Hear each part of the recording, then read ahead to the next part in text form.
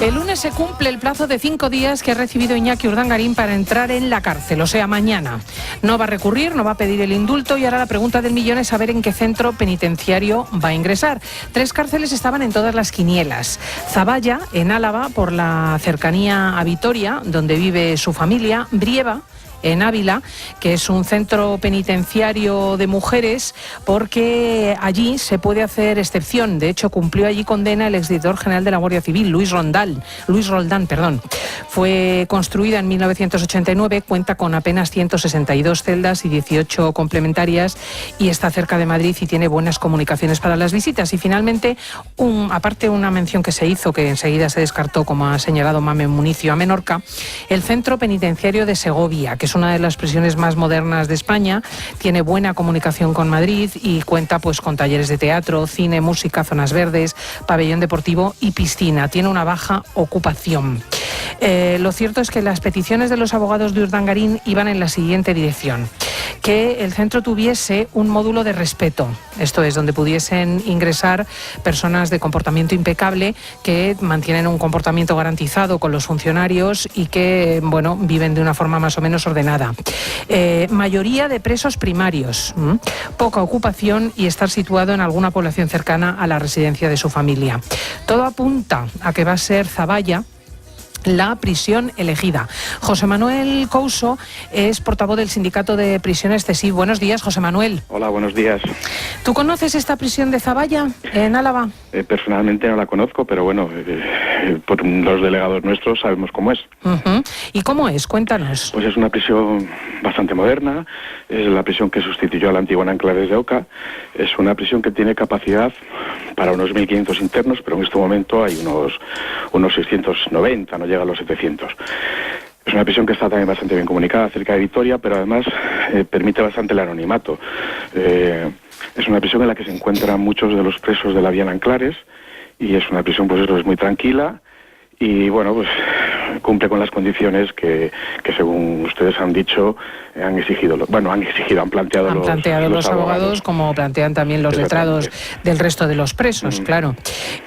¿Anonimato por qué? Quiero decir, ¿por qué puede resultar más desapercibido allí Iñaki Urdangarín? No, me refiero a la prisión en sí, porque es una prisión que está bien situada. Para sacar fotos es complicadísimo. Es una prisión, sobre todo, que se preparó para muchos de los internos que se acogían a la vía en Anclares. Sí, que salían de ETA y colaboraban con el gobierno y con la sociedad para el proceso. Para intentar reinsertarse.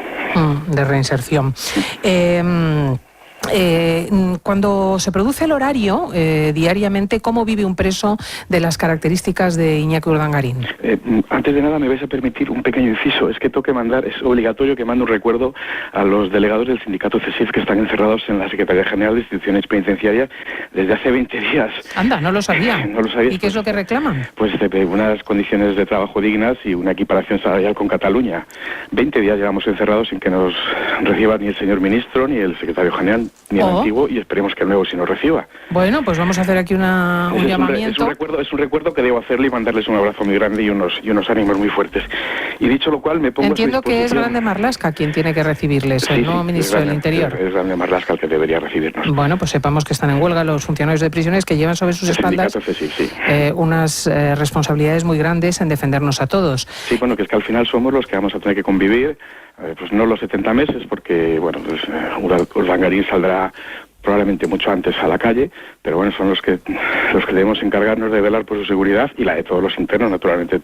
Vamos con eso. Sobre una cárcel de 5 años y 10 meses, que es la pena que le ha caído a Iñaki Urdangarín, ¿normalmente cuándo se sale? 70 meses. Puedo optar a los permisos a partir de una cuarta parte de la condena, en torno a los 17 meses y medio, año y medio. Pues ya estaría clasificado. Antes de 2 meses tiene la obligación de clasificarle, normalmente por el tipo de delito y el tipo de persona, pues estará clasificado en segundo grado. Tiene derecho a 36 días de permiso al año. A partir de ese momento, del año y medio de prisión. Y luego ¿Y esos 36 días los puede coger de forma seguida o es intermitente? Son 18, por cada semestre 18 días. Suelen ser o bien fin de semana, que serían 3 días, o bien un permiso largo, que serían 5 o 6 días. Y en ese caso podría viajar, por ejemplo, a Suiza. Depende de las condiciones que le impongan en la condena, porque si tiene retirada de pasaporte no podría salir del país. Bueno, casi siempre ese tipo de condenas tiene limitaciones. De viaje. Yo creo que no podrá salir de... O sea que probablemente irá a casa de su familia, de sus padres, etcétera, en Vitoria. Por eso están hablando de la proximidad al domicilio de sus padres. Pero bueno, eso es un poco igual, porque yo me imagino que podría desplazarse a cualquier parte de España desde cualquier prisión. Lo que ocurre es que es cierto que es una zona discreta, también el País Vasco lo es.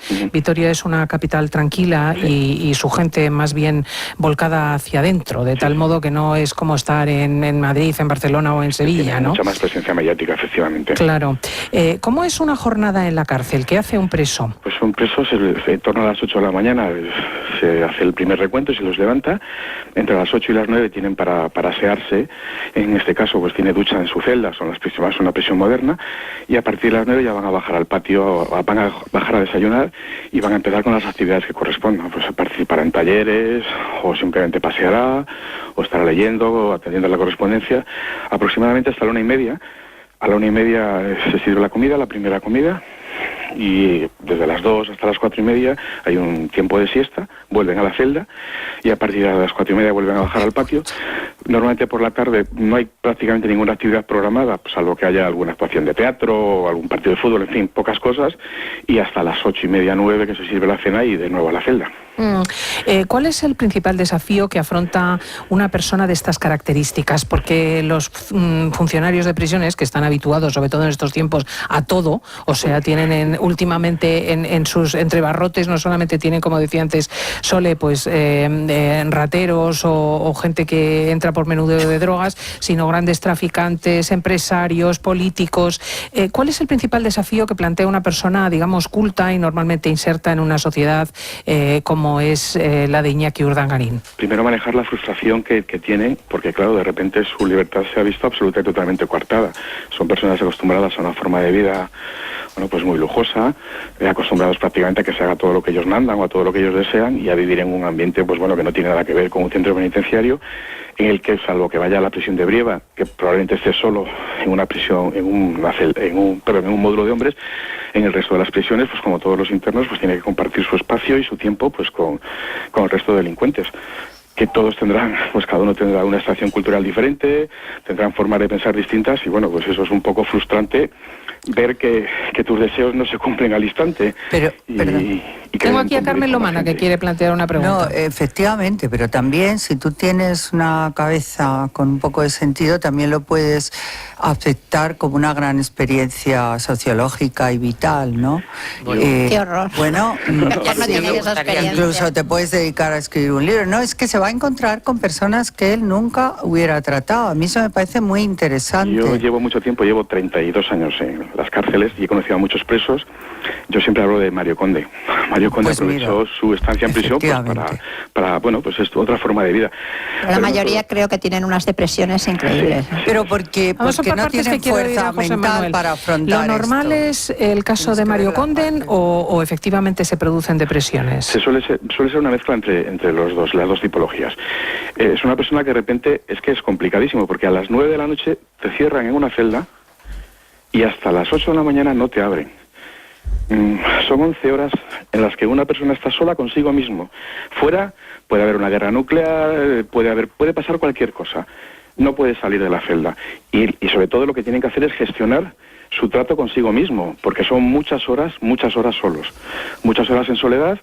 Y bueno, pues ahí está la capacidad mental de cada uno, claro que no todo el mundo la tiene. Y luego fundamentalmente deben asumir, primero, que es importantísimo, que han cometido un delito, que no son inocentes, que están pagando algo que es proporcional a lo que han cometido, que eso también es complicadísimo para muchas personas. Que no lo aceptan.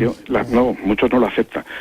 Entonces la aceptación de esa pena, de que están cumpliendo realmente un castigo que ellos consideran justo, pues es un paso fundamental para poder empezar a convivir de una manera diferente y a ver la prisión de forma distinta. Por eso puede ser, claro que es una enseñanza de vida también. A Elsa González, que también quiere plantear una pregunta. ¿Qué trabajo tienen que realizar en la cárcel? ¿Trabajos en la propia cárcel o fuera? ¿Tienen acceso? No, normalmente, cualquier interno, vamos a hablar de cualquier interno normal. Lo básico y fundamental es el aseo de su celda, que muchos ni lo han hecho.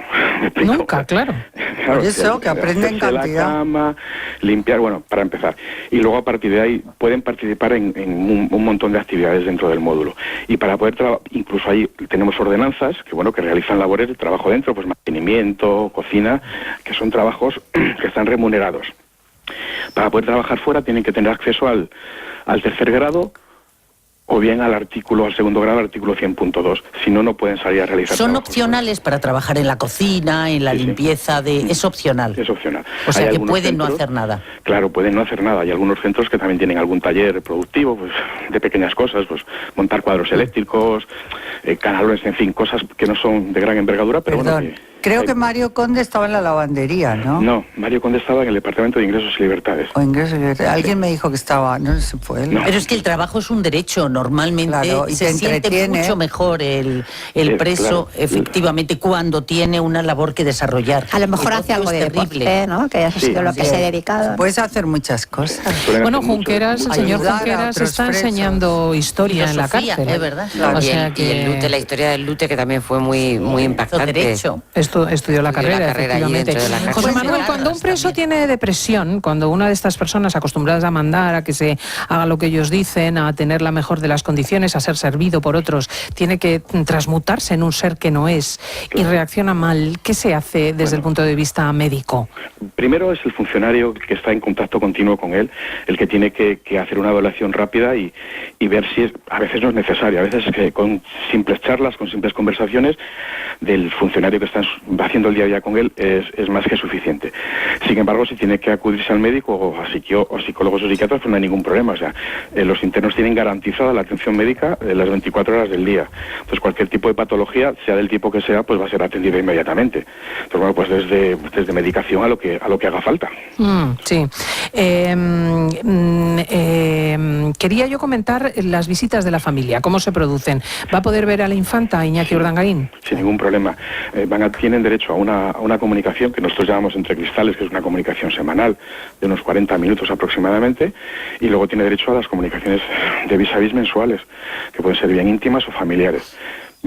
Todos los internos tienen derecho a ese tipo de comunicación, salvo que estén sancionados, en cuyo caso se les limita el tiempo, pero tienen derecho a esas comunicaciones. Y luego tiene derecho a sus 10 llamadas telefónicas a la semana, previo autorización de los números a los que correspondan, claro, no pueden llamar a quien ellos quieran, y luego tiene derecho los abogados y los profesionales y cualquier tipo de letrado pues puede acudir las veces que consideren oportuno. Perdona, ¿y tienen ordenador? No ¿Lo tienen pueden ordenador. tener?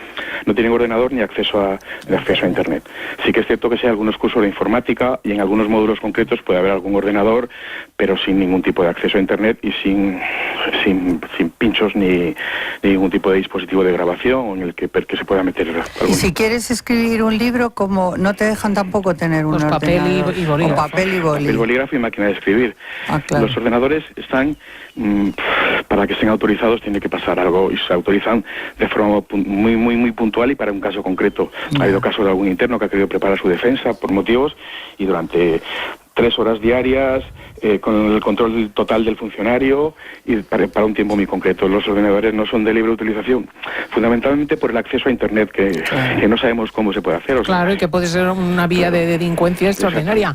De todas La formas, doctora Candela quería preguntar. No, más que preguntar, hacer una reflexión, porque yo estoy oyendo y francamente tienes como una dicotomía, ¿no? Porque dices, jo, pues tampoco está tan mal, Claro, está buena fenomenal. vida. Lo he dicho antes. Y de pronto, Claro, es que tener a una persona y de pronto, aislada. sí. Bueno, perdón.